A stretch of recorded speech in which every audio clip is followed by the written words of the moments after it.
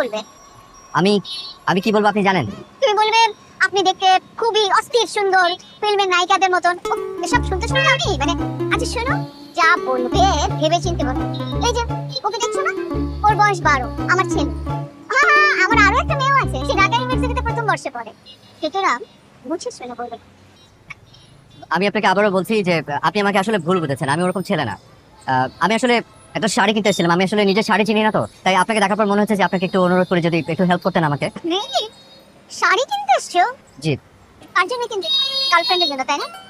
তোমাদের এই বয়সে ছেলেদের না কি যে একটা হয়, সারাক্ষণ শুধু গার্লফ্রেন্ড গার্লফ্রেন্ড করে দিন পার করে দিবে। আরে ভাই, বাবা মার জন্য কিছু করো। বিয়ের পর তো বাবা মাকে দেখবেও না। এখন অন্তত গার্লফ্রেন্ডের শাড়ি টাড়ি না কিনে বাবা মার জন্য কিছু কেনাকাটা করো। আমি আসলে আমার মার জন্যই শাড়ি কিনতে এসেছি। রিয়েলি? জি। That's great. আচ্ছা সরি সরি, তুমি কিন্তু কিছু মনে করো না। অ্যাকচুয়ালি হয়েছে কি, শিক্ষকতা করি তো, যেখানে যেখানে জ্ঞান দেওয়া শুরু করি। জানো মাঝে মাঝে তো আমি আমার হাজবেন্ডকে উপদেশ দিই। চলো আমি তোমাকে শাড়ি কিনে দিচ্ছি। ও হ্যাঁ, একটা ব্যাপার, আমার হাতে কিন্তু বেশি সময় নেই, অনলি 1 আওয়ার। আমি আমার মেয়েকে ইউনিভার্সিটি থেকে পিক করবো। না আমি বেশি সময় নেব না আপনার, আমি জাস্ট একটা দোকানে ঢুকবো, আপনি যেই শাড়িটা পছন্দ করবেন ওটাই কিনবো। মা, গতকালকে রিয়ার খালার জন্মদিনে গেছিলাম না, ওখানে যাওয়ার পরে আমার মাথায় একটা আইডিয়া আসছে। আইডিয়া? কিসের আইডিয়া? আমি আমি ঠিক করেছি যে এখন থেকে প্রতি বছর তোমার জন্মদিন আমরা পালন করবো। আমি বড় ভাইয়া বড় আপার সাথে কথা বলেছি, তারাও রাজি। পাগল নাকি তুই? আমি একটা বুড়ি মানুষ, আমার জন্মদিন পালন করবি? মা প্লিজ শোনো, তুমি না এই বারবার নিজেকে বুড়ি বুড়ি বলবা না তো, তুমি মোটেও বুড়ি না। আর বুড়ি হলে সমস্যা কোথায়? বুড়ো বুড়ি জন্মদিন পালন করা যাবে না, এটা কোথাও লেখা আছে? তোর পাগলামি কথা শোনার সময় আমার একেবারে নেই, আমার কাজ আছে। তোমার কবে কাজ না থাকে? আমার কথা এখনো শেষ হয়নি। আর যেতে হলে তোমাকে 19 ঘরের নামটা বলে তারপরে এখান থেকে তুমি যাবা। এই, আমার 19 ঘরের নামটা মুখস্থ না, আমি বলতে পারবো না, একদম পাগলামি। এবারে শুরু হচ্ছে 10টা দিন। মা, এই 10 দিনের মধ্যে তুমি যে কোনো একটা দিন বাঁচো। 5। আবারও 5? 5 কেন? 5 আমার প্রিয় সংখ্যা বাবা। প্রিয় সংখ্যা কেন? তোরা 5 ভাই বোন, তাই। আই রে আমার মাথা, মানে সন্তানদের বাড়ি কিচ্ছু ভাবতে পারো না, না?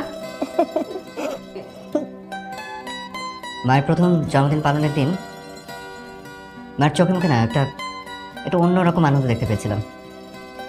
আমার বড় ভাইয়া মার জন্য একটা সোনার চেইন পাঠিয়েছিলেন বিদেশ থেকে। অন্য সব ভাই বোন যে যার মতো করে উপহার দিয়েছিল। আমার কাছে টাকা ছিল খুব অল্প। আমি আমার বড় বোনটাকে সাথে নিয়ে কম দামে একটা শাড়ি কিনেছিলাম, খুব কম দাম। জানেন, জন্মদিনের দিন আমার মা অনেক আবেগ দিয়ে ওই ওই কম দামি শাড়িটা পরে আমাকে হঠাৎ করে ডেকে বললেন, এই পাগলা, দেখ তো তোর দেয়া শাড়ি পরে তোর মাকে কেমন লাগছে।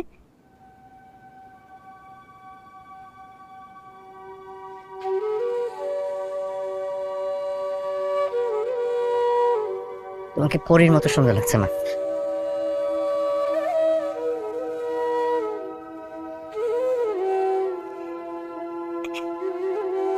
সত্যি করে বলতো বাবা, আমার এই দুটো হাত নিয়ে তুই সবসময় কিসের ঘ্রাণ শুকিস? তোমার ঘ্রাণ নেই মা, বুকটা ভরে এই ঘ্রাণটা নিলে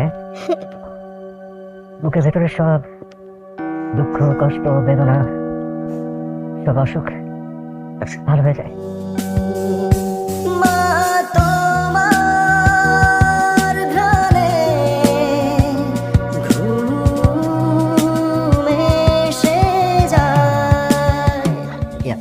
একটা সেকেন্ড। হ্যালো আসমান, কোথায় তুমি? মায়ের শাড়ি কেনা হয়েছে? হ্যাঁ, শাড়ি কেনা হয়ে গেছে। তাড়াতাড়ি আসো, আমি রেডি হয়ে বসে আছি। হ্যাঁ হ্যাঁ হ্যাঁ, আমি উঠছি, আসছি, বাই। আমার ওয়াইফ রিয়া, ও ফোন করেছিল, রেডি হয়ে বসে আছে, আমার উঠতে হবে। এই, তার মানে তুমি তোমার কাজিনকে বিয়ে করেছো? জি। ওই বিচ্ছুটা করেছে কি, মায়ের প্রথম জন্মদিনের দিনই আমাকে দিয়ে ওয়াদা করে নিয়েছে, মাকে বলিয়ে। জানে যে মার কথা ফেলতে পারবো না, খুব কৌশলে টেকনিক্যালি আমার কাছ থেকে কথাটা নিয়ে নিল। আচ্ছা, ওকে এখন 19 ঘরের নামটা বলতে পারো? ভালো কথা মনে করেছেন, আমি ওকে জিজ্ঞেস করবো। এই জিজ্ঞেস করো যে এখন আমার কথা কিন্তু বলো না। ওকে, টেক কেয়ার। তারা সালাম।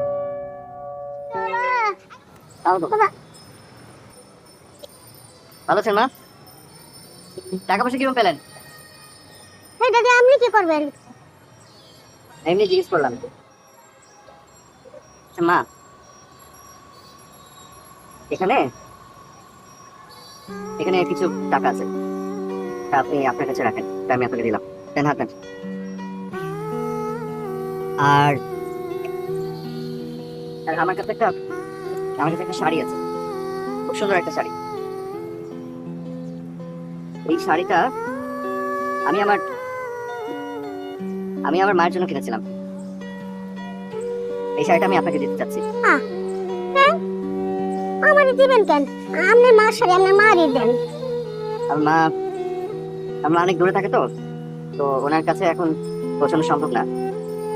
এই জন্য এই শাড়িটা আমি আপনাকে দিয়ে রাখেন। আর দেন, আপনার হাত দুইটা দেন, দোয়া করেন আমার জন্য। আমি তোমার লাগাবো না বাবা, আমি বড়, আমি বড়, আমি বড়।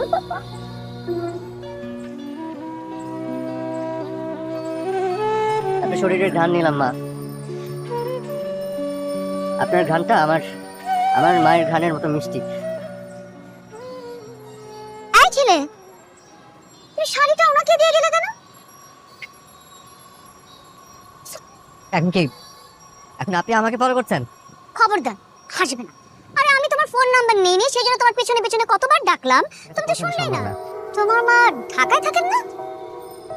না। তোমার মা কোন জেলায় থাকে? শোনো, ঢাকা শহর থেকে বাংলাদেশের যে কোনো জেলায় দিনের মধ্যে পৌঁছানো যায়। আর তাছাড়া তুমি তো এখন রওনা দিলে রাতের মধ্যে পৌঁছে যেতে। না, পাঠান। কেন? তোমার মা কি অনেক দূরে থাকে? অনেক দূর, অনেক। কোথায় থাকে?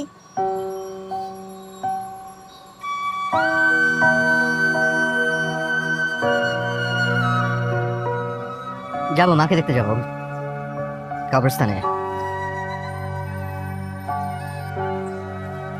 তোমার মা কবে?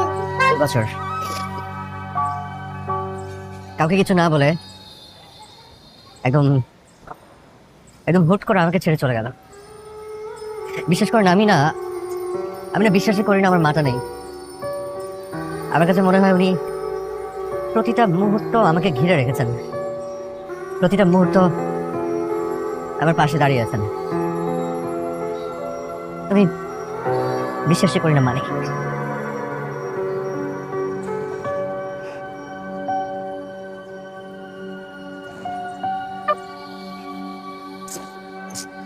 শোনো, এরপর থেকে তোমার মায়ের জন্য যখন যেটা কিনতে ইচ্ছে করবে তুমি আমাকে ফোন দিবে, আমি চলে আসবো। হ্যাঁ, এই যে এটা আমার কাজ। ভালো থেকো। হ্যাঁ, এসো বাবা। নেন, এটার মধ্যে আপনি ঢোকা রেখে চাইটা।